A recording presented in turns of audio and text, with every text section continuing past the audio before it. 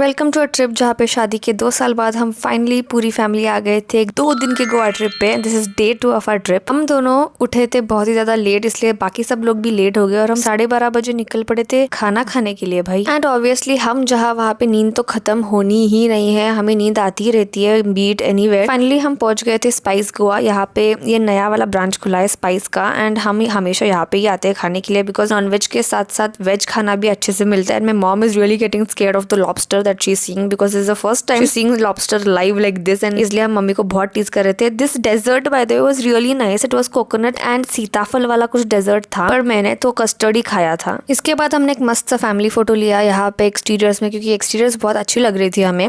And then we headed back to our villa. अब villa जाके क्या करना है हमें पता नहीं था, इसलिए we just decide let's just go back, क्योंकि बाहर धूप बहुत ही ज्यादा थी एंड बहुत ही ज्यादा गर्म हो रहा था, तो हमें कहीं पे भी जाना नहीं था एग्जैक्टली। फिर हम पहुंच गए थे विला एंड सब सो गए थे। सो के उठने के बाद हमने रील्स करना चालू किया because my mom and my सासू माँ wanted to do a lot of reels. और इसके बाद मैंने थोड़ा अपना कंटेंट शूट करके फिर हम टहलने निकल गए थे। ये विला के सामने ही था इतना बड़ा सा सीनरी। एंड देन इसके बाद मुझे पता नहीं क्यों सबके अंदर भूत चढ़ा है रील्स करने का, इसलिए पूरी फैमिली मिलके रील्स बना रही है और सबको एक एक करके डांस करना था कैमरा के सामने आके। इतना मजा आ गया। पता है ये एक ही दिन था जहाँ पे हमने रील्स किए थे और फिर हम वापस निकल पड़े बाहर क्योंकि ऑलमोस्ट इवनिंग हो चुका था एंड आज मैच का दिन था and we had to get out and reserve a seat before anybody else comes and takes the seat, क्योंकि हमें मैच में स्क्रीन के सामने ही सीट चाहिए थी और मुझे बहुत ही ज्यादा भूख लगी थी, इसलिए मम्मी के पास हमेशा कुछ ना कुछ खाने के लिए रहता है, तो उन्होंने मुझे किटकैट दे दिया था। And now finally